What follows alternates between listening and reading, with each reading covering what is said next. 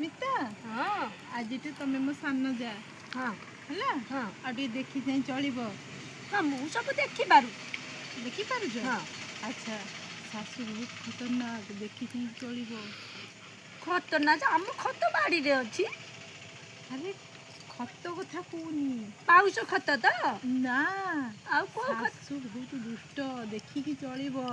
ଓହୋ ମାନେ ଦୁଷ୍ଟାମୀ ଲୋକ। ହୁଁ ଆଚ୍ଛା ଆଚ୍ଛା ଦେଖିକି ଚଳିବ। ହଁ ମୁଁ ଦେଖିବି ଆଉ ଚଳିବି। ତମେ ରୋଷେଇବାସ ଶିଖିଛ? ହଁ ମୁଁ ରୋଷେଇ ଶିଖିଛି। କଣ ଶିଖିଛ କହିଲ?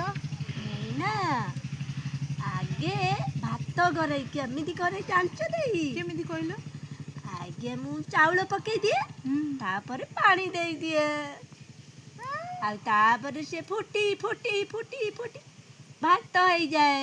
ହୁଁ ହଁ ଆଉ କଣ ଶିଖିଛ କହିଲ? ଆଉ ମୁଁ କଣ ଶିଖିଛି, ଏଇ ତରକାରୀ ଶିଖିଛି, ଯୋଉ ଭେଣ୍ଡି ବାଇଗଣ ପୋଟଳ ସବୁ ତରକାରୀ ଶିଖିଛି। ସବୁ ଏକା ସାଙ୍ଗେ ପକେଇ ତରକାରୀ ହଁ କରିଦଉଛ? ସବୁ ଏକା ସାଙ୍ଗରେ ଯେତେ ପାଣି ହେଲେ ସେ ଭାସିବ, ଜମା ବୁଡ଼ିବନି ଦେଇ। ହଁ ତମେ ଏମିତି ତରକାରୀ ଶିଖିଛ? ହଁ ଆଚ୍ଛା ଭଲ ଲାଗେ। ଆଉ କାଲି କରିବ ତ ଖାଇବା କେମିତି ହଁ ଲାଗେ? ହଁ କରିବି ଖାଇବା। ହଁ ଆଚ୍ଛା ଆଉ କଣ ଶିଖିଛ ସବୁ କହିଲ? ଆଉ ଶିଖିଛି ଟମାଟର। ଟମାଟୋ?